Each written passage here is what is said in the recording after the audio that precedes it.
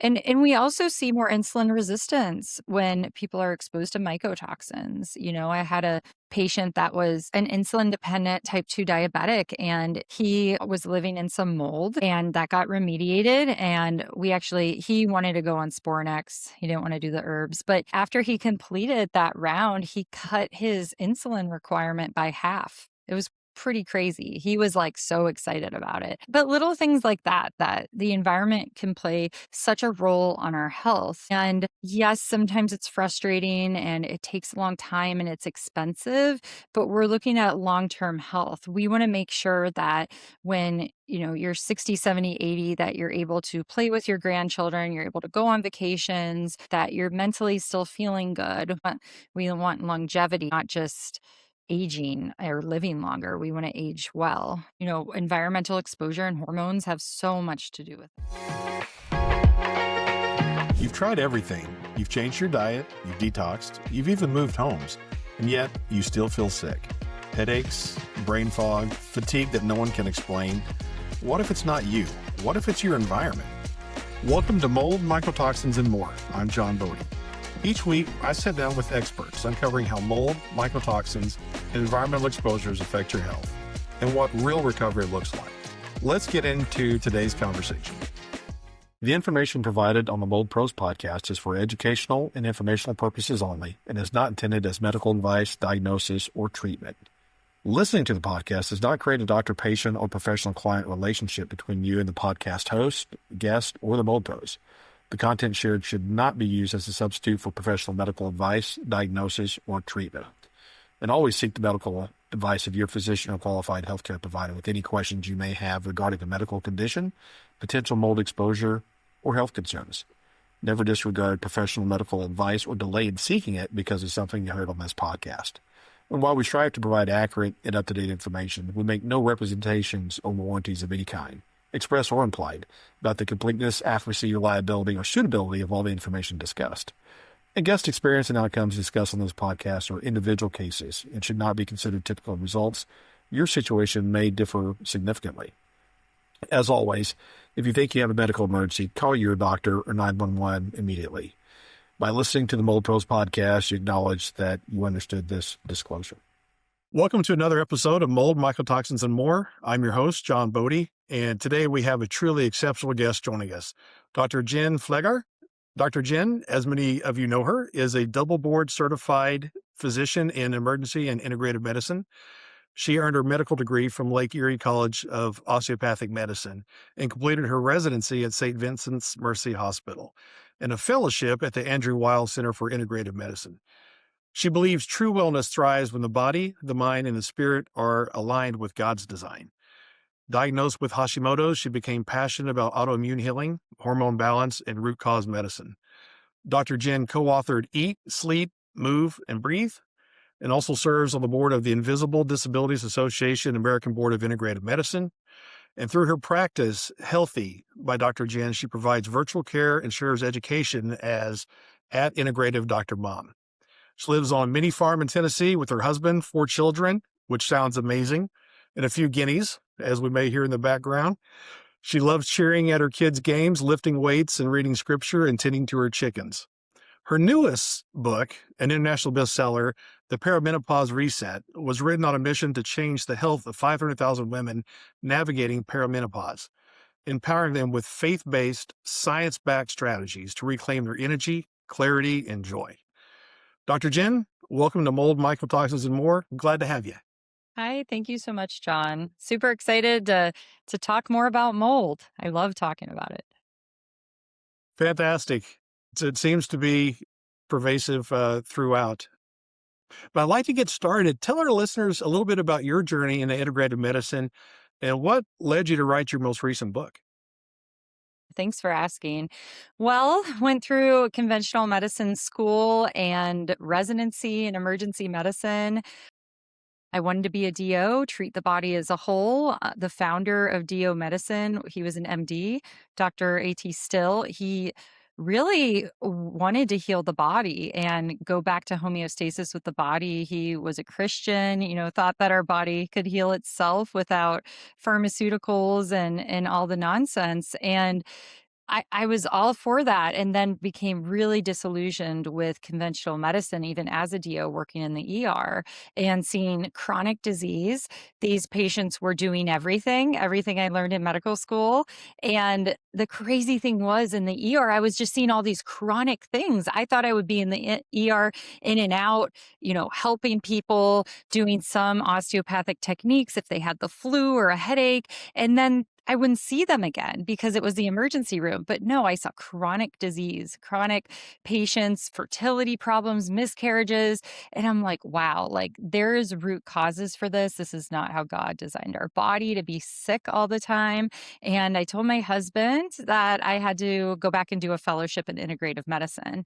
And it was really important to me to become board certified and to do a 2-year fellowship. And since then, I've done a lot of hormone certifications through medical schools and everything. And I'm a lifelong learner. I will never know everything. And just I had a brick and mortar practice that I just shut down last December, actually coming up on a year now. And now I'm virtual. But in that adventure for a decade, I was still working in the ER, seeing patients in my practice, and I was seeing the same, mostly perimenopausal women, the bulk of my practice. Now, I would also see a lot of weird things because I was the only one practicing that kind of medicine in the area, but these women were broken in perimenopause because they had all these symptoms and they were just getting gaslit at their doctors. They were put on birth control and an antidepressant, which is not fixing the root cause.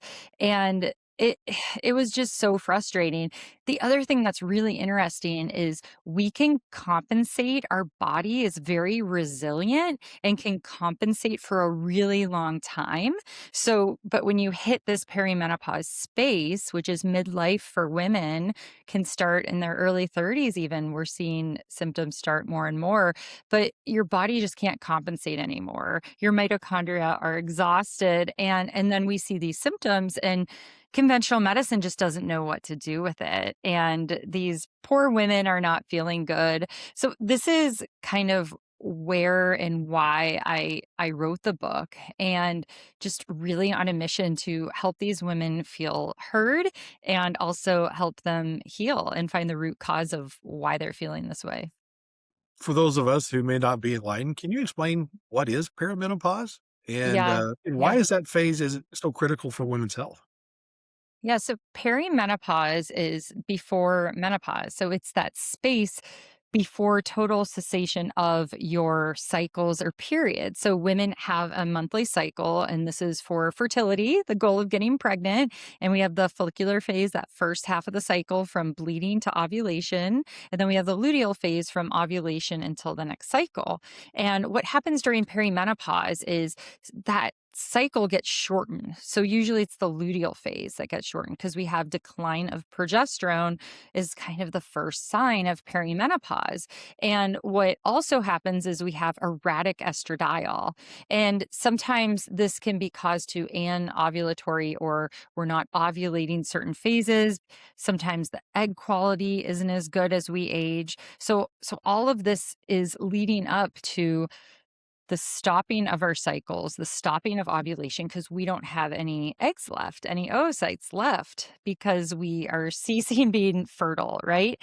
Now, this usually happens mid 50s, but the time before that is a roller coaster. Women do not feel like themselves because we're having that decline of progesterone, erratic estradiol, and then that comes with a slew of problems that, cortisol comes into play, insulin, all our hormones are just off balance. And what happens with these women, they go to their doctor or they push harder. So they start gaining weight and they actually do all the things they did in their 20s or early 30s to lose weight, and it's not working. It's making things worse. As I spoke about earlier, the things that their body was compensating for, like like gut health problems.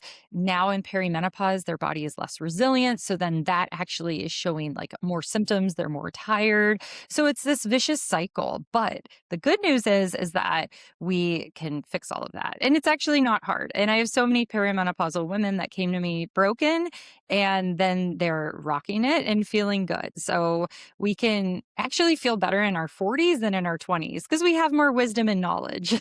So, we're not staying up all night trying to cram for a test or eating bad food or binge drinking, right? We're not doing those things because we have more wisdom. So, we just need a little bit more wisdom around our hormones and the right like the right actual stories, the right books, the right places to go to, podcasts like this to help guide us. When you talk about reset, can you explain what that context means as it relates to Mhm. perimenopause? And then are there certain key pillars in your approach? Yeah. So in the book, it's called a reset because a lot of women, they feel stuck. So we kind of need a reset. We need to kind of reset what we're eating, our gut health and the body. So we need to fix what's going on in the body, like liver health, toxins, mycotoxins are included in that. We need to just reset the food we're eating and how we're eating. And we can also apply that to our cycle. So we're working with our body and not forcing against our body and making our body angry and our cortisol increase. We also have to look at the environment. So, our environment is really important. And when we look at aging and longevity, the environment plays such a role in aging our bodies. So, aging our mitochondria, aging our cells, our organs, that environmental factor, it really accelerates aging. So, if we look at things in the environment, mold can be one of them. Radon, if you've never heard of radon, I talk about that in the book because that's something that people can miss. We look at what we're putting on our body because we absorb toxins in our body. And if we're eating perfect but we're putting on lotion that has estrogen mimickers or endocrine disruptors, that is going to cause problems. We look at our environment of who we're surrounding ourselves around or what we're watching. Like, I don't even watch the news because no, it's all negative. It's a big So downer. yeah, it's like and then so that's another part. And then spiritually, my personal story was when I had always done yoga, and then I really, like, doubled down on new age practices such as yoga when I went through my fellowship. I was pretty deceived in it. It was darkness, disguised as light. So we need to look at what we're filling our mind with, Should we be meditating and emptying our mind? Probably not. We should be filling our mind with positive things like scripture. So our spiritual component is big, and this can also be who are you surrounding yourself around, not that we need to cut everyone toxic out. We just need to maybe limit it, but also be around people that are going to push us to be healthier and support us that way. And then also something like music, the music we listen to, is it raunchy and gross, or is it good? And then also, for example, like TV shows. Like me personally, I don't watch violent shows anymore. I don't watch that stuff, especially not before bed. And we know that if we are watching it, our brain perceives it as real, and that's going to affect our autonomic system, which is our sympathetic fight or flight and parasympathetic rest and digest. So if we're always in fight or flight and always feel like there's a threat, that's going to impact our hormones, our cycle, even belly fat through cortisol. Like, we don't live in rest and digest as much as we should. I mean, it's everything from LED lights, which I'm staring at right now, doing this podcast. But right, it's the dose that makes the poison. So in my house we have incandescent. We can still buy them.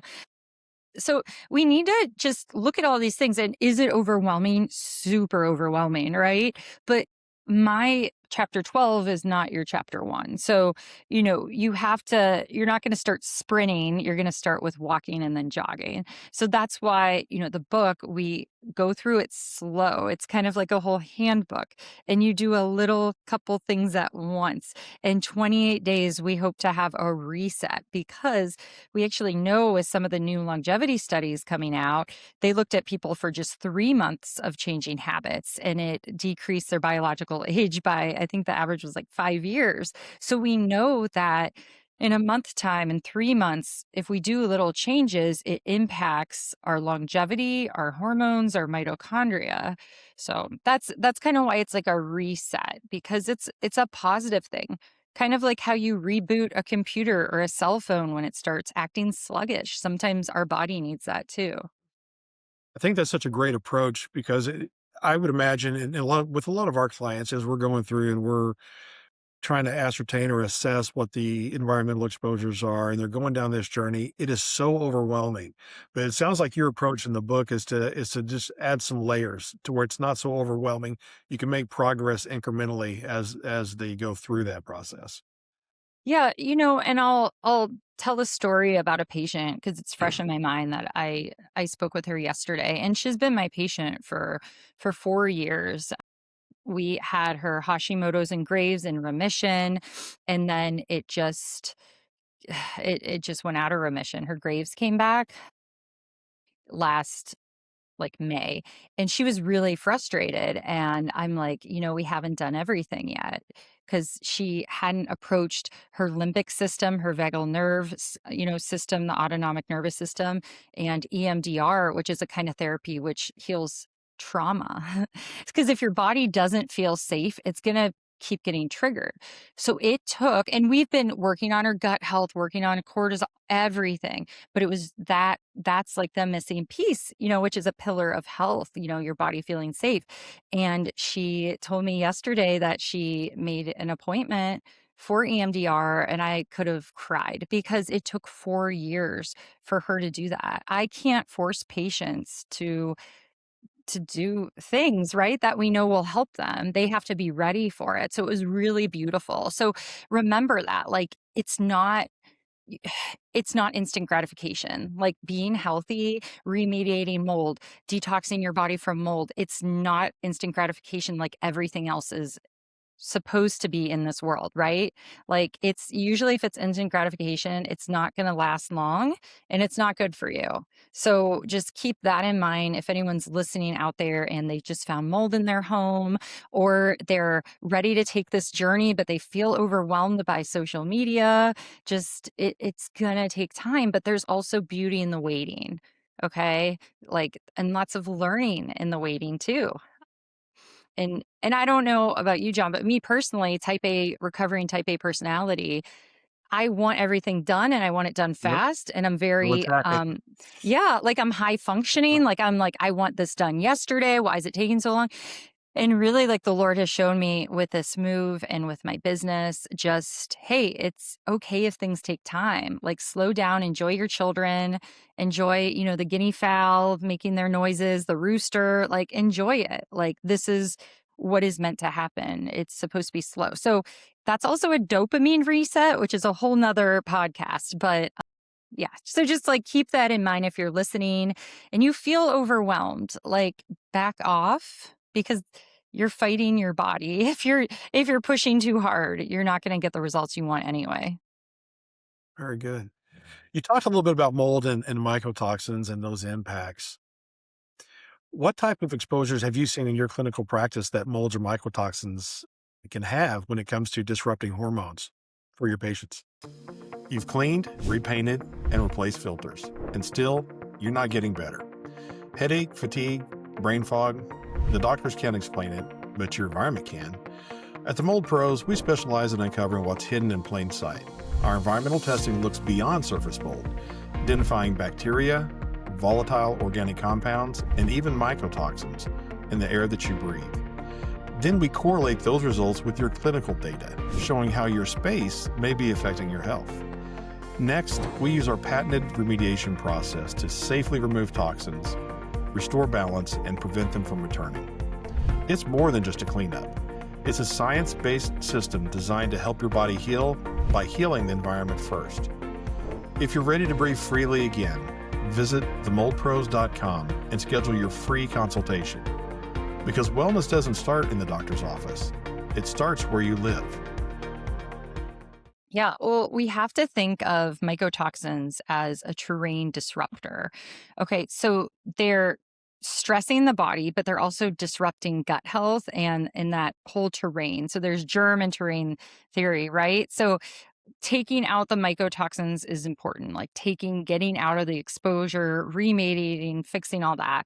But then we also have mycotoxins in the nose, in the gut colonized. So we have to also deal with those. So the thing is, when mold colonizes in the gut or in the nasal area, then they're producing mycotoxins in the body. And then if you're also living with mold in the house, that's producing mycotoxins. They're kind of VOCs, like how we get low to no VOCs pink because they cause problems that we know. So these are chemicals and they're invisible. Like sometimes you can smell that musty smell. That's a blessing because then you know something's going on, but you don't always smell it. And then we know there's other mycotoxins or other things growing like like actinomyces and stuff. So this is like bad stuff. We don't want a damp, humid environment. We don't want mold to grow.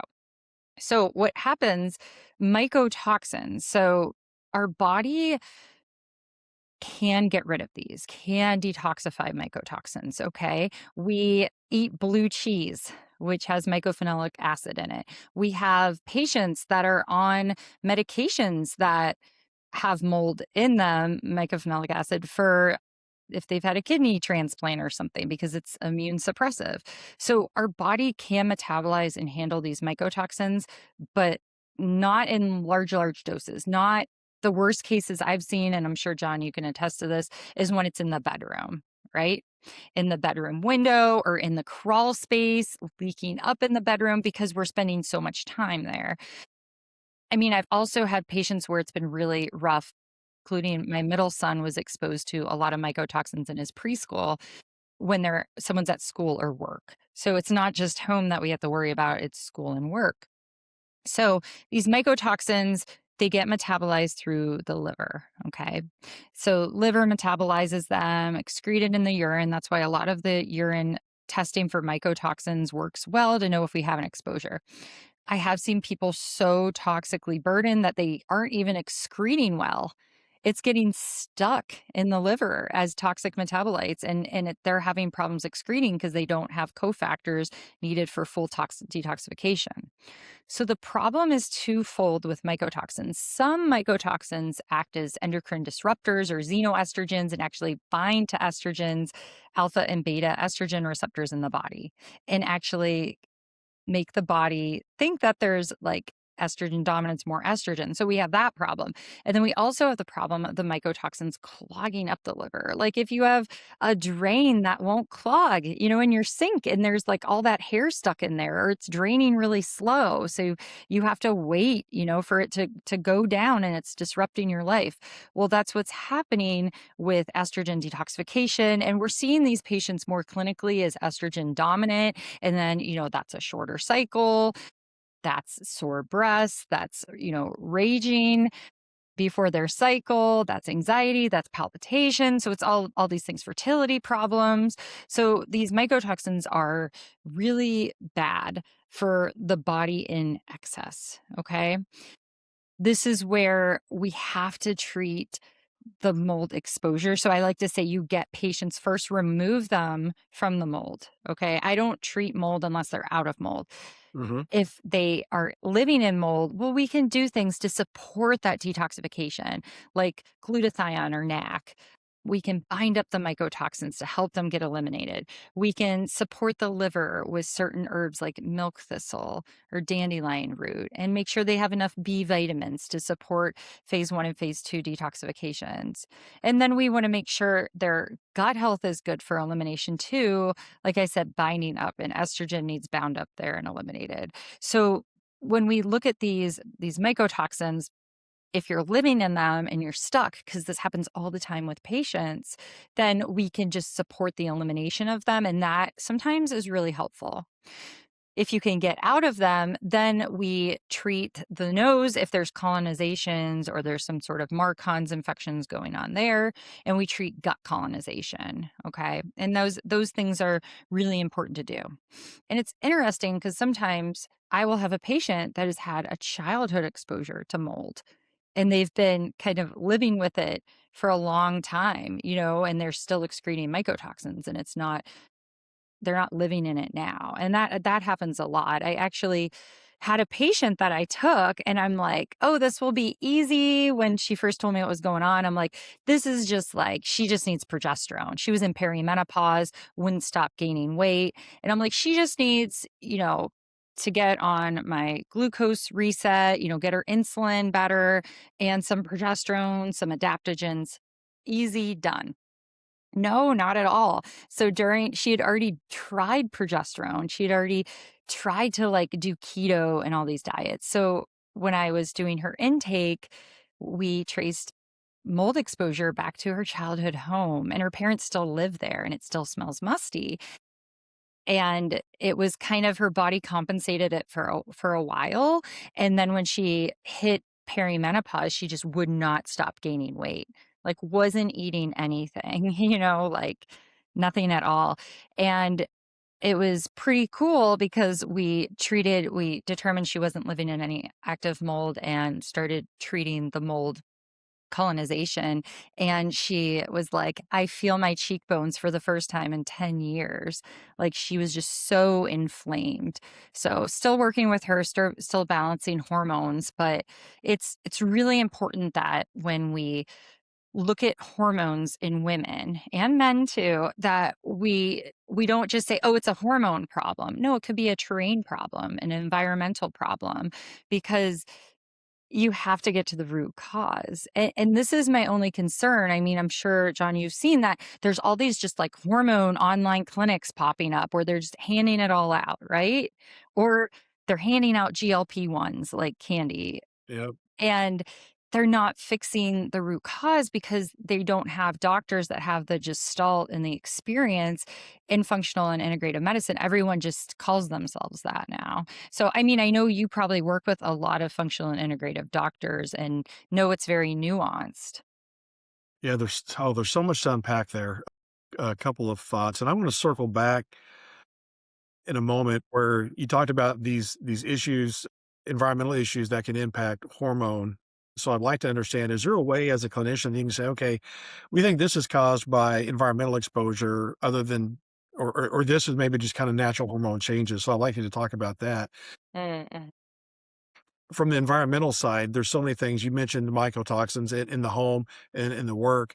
We've done a lot of environmental mycotoxin testing in vehicles as well, especially for those folks that have a long commute and may spend an hour in their car each way to actually test that vehicle. And it's amazing how many Aspergillus or penicillium related mycotoxins, ochratoxin, aflatoxins, glueos that you can actually find in a vehicle. Things you just Okay, didn't think that's about. interesting.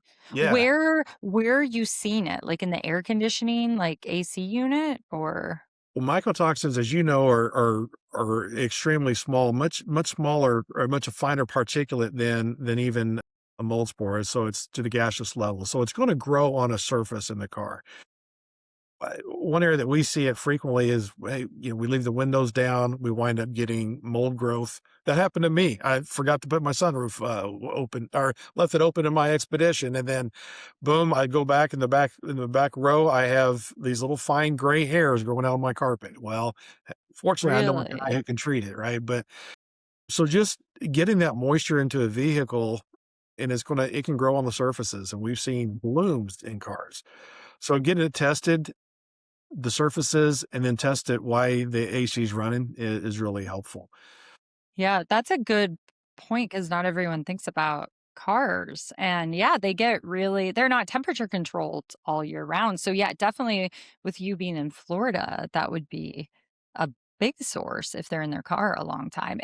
But here's also the thing, like you said long commutes. If you have a short commute or you're not in your car all the time, or you stay in a hotel room one night and you know it has mold because most hotels do, these are short exposures. I don't want people to like freak out and be crazy about mold. I'm pretty crazy about mold. Ask my husband. But if we're at a hotel or something, and I think it's like really bad, then, take a binder or something, support your liver a little bit more. So, we don't wanna, like, scare people, but it's really the chronic exposure. So, yeah, the long car rides are interesting to think about for sure. And I think it's the approach that we take, and we start. Obviously, the name of our company is the Mold Pros, and we do a lot with mold. And then we started with mycotoxins years and years ago. We're about 17 years in helping folks with environmental illness, and then awareness it became more aware that there's other exposures. You mentioned actinos or endotoxins, the VOCs. So we're actually able now, we go in and we can test for heavy metals, and we can also go in and test for the amount of chemical exposure, whether it's formaldehyde or benzene or toluene or on and on and on inside of a home that we're constantly being bombarded with that we don't even think about. So we always encourage everyone to have a really good data driven approach. Find out what's going on, take that back to your healthcare provider, correlate what they're seeing, and we think that collaborative approach generally has the best outcomes for the patient. But getting back to my question for just a little bit ago, is there a way to determine, hey, it's just these environmental exposures, or is it just, hey, it's just a natural change, we're getting older and it's just is what it is? Well, it's usually both. I mean, the amount of environmental toxic exposures, they're coming out with different sprays all the time. It's big. I mean, we always have to look at environmental exposures, but if we know that there's always environmental exposures, right? Things in the air, mycotoxins, all of that. Obviously, if it's something that we can remediate and fix, we want to. But also, we have to make sure the body is just like running well, like a car running well. We want to make sure that our liver and gallbladder are working well, our gut health is working well, and there's supplements that can do that. Our diet has to do that. There's peptides that can support that, because it's kind of like you got to think there's always arrows fired at us, and we have to have a good shield. We have to have good pillars of health for that. So I would say it's just being accelerated. I mean, there was a study where they questioned a bunch of women, and the average age that women were starting to show perimenopausal symptoms was age 32. And that's a lot younger than it used to be. And this was, I think, from 2024. So it's very interesting because there's so much more environmental toxins, stress, we're living in fight or flight. We're, on phones with notifications all the time, which is stressing out the body. And then we're not even able to deal with mycotoxins and other environmental toxins as well. And then our gut is being disrupted more. And there's a lot of lipopolysaccharide, LPS, causing inflammation. So I think we have to really come at this approach as we have to prepare our body for daily battle and do things and habits and take supplements that are preventative, so then when something does come at us or affect us or we get sick, that our body is more able to deal with it. It's just kind of like when flu season starts, it's literally in October. And it doesn't matter if you live in the cold or live in, Florida. If you're in Ohio or Florida, it doesn't matter. But what happens in between there? We're eating so much more sugar with, Halloween and Thanksgiving and Christmas, right? I mean, we're just like letting ourselves just indulge more in alcohol and sugar. And then that is affecting our immune system. And if we've already were compromised a little bit, then that will be even more of a problem. So, yeah, so I think it's honestly, it's both. Like, we know the hormones are declining, but it's happening, it's getting worse, and it's starting earlier, is what I've noticed in the last like 2 decades of practicing medicine. Like, things are just more rapid. So it's nice we can use all of these, hacks and tools to fix it. But really, we have to go back to the pillars of health with it, which is nutrition, movement, meditation, breath work, and sleep. So if someone, is listening and those 4 pillars of health are not good, then go back to that, or at least focus on 3 of them, because then at least your chair will stand. But like I tell, new mothers, for example, yes, sleep is not going to be a good leg to stand on when you Right. are, yeah, because we have to be realistic. And that's one thing that I just feel so blessed that I've had all of these experience. I'm a mother of 4. I've had a miscarriage. I've had pregnancies. I've breastfed. Like, I get it. Like, I'm in there. So we have to be realistic that if you're like a postpartum mom, which that's a whole tricky situation with mold to deal with, but it is doable. I have one mama breastfeeding right now where we're dealing with mold, and she's getting remediated. We're doing some supplements, and she's doing so much better. And she was having palpitations, brain fog, almost like seizure-like activity, and she's doing better. So yeah, so it can be good. But you're missing sleep there. Or say someone has kids that are sick with the GI bug for a week. So your sleep is crap, okay? But you have to stay dialed down on nutrition, do your meditation, prayer, breath work, and move your body. Okay. So I think if we go back to the basics, yes, all the supplements and all the biohacking are fun. But if we're doing all that but not doing the basics, it's just not going to work. There's no foundation. Yeah. No, it makes perfect sense. So if you're if you have a patient or someone that comes to you and they're, "Hey, Dr. Jen, I'm not feeling well." Can you walk us through what your first step recommendations are? What's that process look like? And I'm sure that recovery will be dependent upon the individual, and it's different for almost everyone, I would imagine. But what are your initial recommendations for that individual, and what's that process look like? Yeah, do they know they have mold already, or it's just they are just coming No, to me and you they know, don't know? what we found is a lot of folks don't think that they have an environmental issue because Okay. they're great housekeepers. They don't see anything, and maybe they've never had, water damage per se in their home. It oftentimes gets overlooked that we can get significant mold growth just with humidity, and Yes. so a lot of folks just, it's not my house. It can't be that. So Oh, we'll, yeah. we'll make the assumption that they don't have any inkling that there's an environmental exposure. Yeah, well, I'll tell you, when we moved down to Tennessee, even with our AC running, it was still very humid. And I mean, it gets humid in Ohio, but we had to put an extra dehumidifier like in our kitchen, and it runs to keep it low because the humidity went up and I was like freaking out. I'm like, mold's gonna grow. I mean, Yep. I am like, if you guys ever see my husband, he bless his heart, because the mold stuff, like, he just knows, because I've seen it not ruin people's lives because they get better, but impacts so many lives. I've been an expert witness on multiple court cases with mold. I mean, it is so hard, but they get better. So that's what I want everyone to know. Okay, so someone comes to me, usually, midlife mama, but I've had a man come to me with chronic hives on immunosuppressant drugs for his hives. Guess what it was? Mold. Guess what is not on anymore? Pharmaceutical medications that are $10,000 a month. So this is why, and John, I commend the work you're doing, because this is why mold is not talked about at the bigger levels, or, this should be on the news. It's not because it causes so many problems that, the drug companies are profiting off of, and our taxpayer money is paying for. But so someone comes to me, they get a long intake form. I mean, we go through ACE scores, from their childhood, if they've had trauma. We talk about mold. Has your basement ever flooded? Does your house smell musty? Does anything smell I mean, we go through it all. And sometimes I'll even, if they say no to those, I'll be like, but are you sure? Did you Yeah. live in a dorm room? And sometimes if my gestalt, like while talking to them or while asking them questions, if anything triggers that, sometimes I'll add on a mycotoxin test. Sometimes I'll just do an organic acids test. And if they have mold colonization, I'm like, whoop, there we go.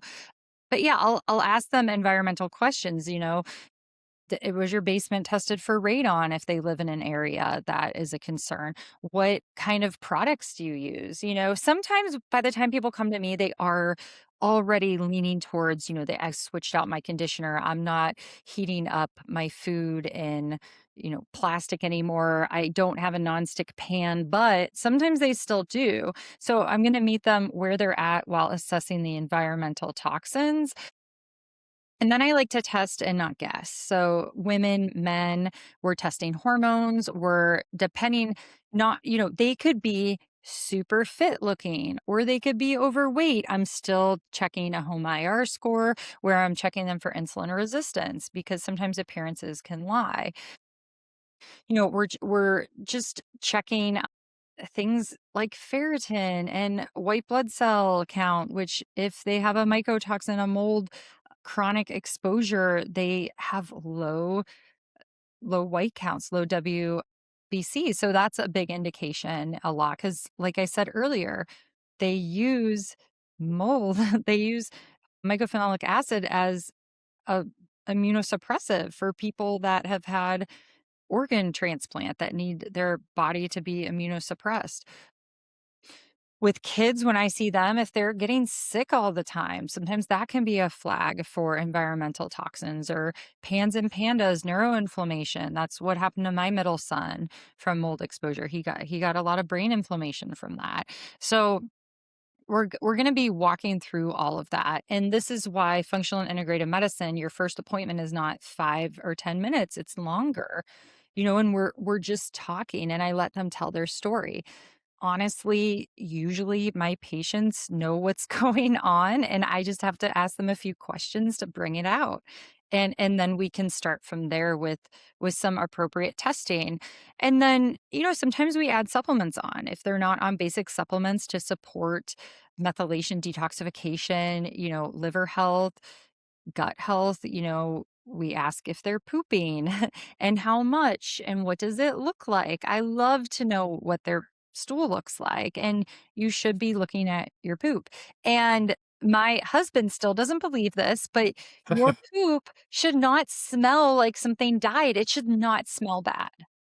Like, it's funny, right? But I'm like, yeah, if my poop smells really bad, it's because I something's off and I have to bring it in and, maybe take some things to help with that. But you shouldn't have bad gas and stuff like that. And it's funny because I'm dealing with a teenage son right now, and I talked to him about that. I'm like, your poop should not smell. Like your gut health is off. Like focus on your nutrition. I mean, he has to figure that out himself. But I told him, I'm like, if you think a girl is pretty and you are passing bad gas, like they're not gonna want to talk to you. Like so but yeah, I mean, we really want to focus on,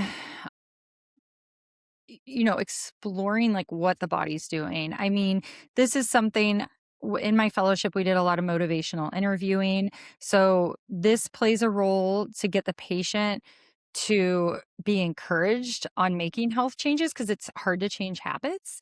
And also letting them focus more on their symptoms, like when do they feel worse during their cycle? Why are they craving carbs certain times or why are they more tired? So a lot of, journaling and keeping track, and a lot of the times a continuous glucose monitor is helpful because they can monitor nutrition more. And we also see more insulin resistance when people are exposed to mycotoxins. I had a patient that was an insulin dependent type 2 diabetic, and he was living in some mold and that got remediated. And he wanted to go on Spornex. He didn't want to do the herbs, but after he completed that round, he cut his insulin requirement by half. It was pretty crazy. He was like so excited about it. But little things like that the environment can play such a role on our health. And yes, sometimes it's frustrating and it takes a long time and it's expensive, but we're looking at long-term health. We want to make sure that when, you're 60, 70, 80, that you're able to play with your grandchildren, you're able to go on vacations, that you're mentally still feeling good. We want longevity, not just aging or living longer. We want to age well. And, environmental exposure and hormones have so much to do with that. I think it's really important. You've touched on a couple of times. I just want to kind of call it out. Obviously, your book is written with the focus of helping women, but these same environmental factors, they also impact men. The hormone issues impact men as well. It's the household. And so I Yeah. think it's really important that it's not just a female issue at all. It impacts the entire family. Yeah, and men should read the book because because it's gonna help them too, and they should know what part of the cycle that their wife, girlfriend, is in, because it's gonna play such a role with how you interact and support, because when we look at marriage disruption, I mean, it happens so much during perimenopause. Like, I challenge you, if you know anyone that is divorced or separated, it happened when the woman was in perimenopause. And then you ask the man what happened, they're like, well, she went crazy. And I'm like, she didn't, but it's that lack of progesterone. I mean, before I just finally like, okay, supplements aren't kicking in anymore, I'm gonna add in progesterone during my luteal phase, I was getting more snappy and emotional, and I would even warn my family, like, "I'm late luteal, like, hey." But then I was like, "Okay, it's time to start progesterone," and it's like my mood is so stable now, and it makes me so mad, like, it's such a disservice, and I've also seen, and I talk about this in my book, that the enemy, the devil, attacks women in perimenopause. So they're already feeling crazy, and then they feel even more alone and isolated, and then they're attacked, and when you feel attacked, what do? You lash out at the ones you love. So I feel like men should read this book too, or at least, just check out some free resources I have and really dig in to support your wife during perimenopause. And it's like a 10-year transition, right? But it's also like they can kick it, like they can be in the best shape of their life. They can mentally feel the best they've ever had if they work with their body and go through it correctly and fix those root causes. It's really actually a great time. Like, I personally love my 40s. Like, I think it's fabulous, and I want other women to feel that way and their spouses to enjoy this time with their wives. Yeah, you're going to go through it together, right? So Yes. that's important. Your book, is it available on audiobook, paperback? How would someone find your book, and how would they connect with you to learn more about your work? Yes. Okay. Well, John, now I feel convicted. I don't have the audiobook out yet. That is on my 2026. So maybe that will be some motivation because I've had other people ask. So that will be coming soon. But for right now, you can go to Dr. Jen Book, DRJEN book.com, or Healthy by Dr. Jen, and grab it. It's also on Amazon, but that takes you through a direct link. And then I hang out on Instagram at Integrative Doctor Mom and YouTube. Yeah, I'm on social media a little bit, especially if you watch my stories. I do a lot of my farm life on there, and I'm trying to post more on YouTube because it's hilarious, like just having a mini farm. But yeah, lots of free resources there to connect and have fun too. I don't know where you find the time with mini farm, the practice, writing books. You're a very busy lady. I don't Really, watch TV really. But that, but we that's can all like slim down on stuff. I'm still trying to like slim down on stuff, but I do rest and take time with family and friends. But yeah, it's good. It's good to slow down. it's important. Well, I really appreciate you carving out time. It's been a blessing. Great to have you. We have to have you back and talk about and do deeper dives on some of these other topics. Thank you so much, and God bless. And we will talk with you soon. Thank you. Bye. Thank you. You've been listening to Mold, Mycotoxins, and More with John Bodie. If you're ready to take the next step towards a healthier home, follow the show and visit themoldpros.com for your free consultation. Because clean air is the first step to true healing.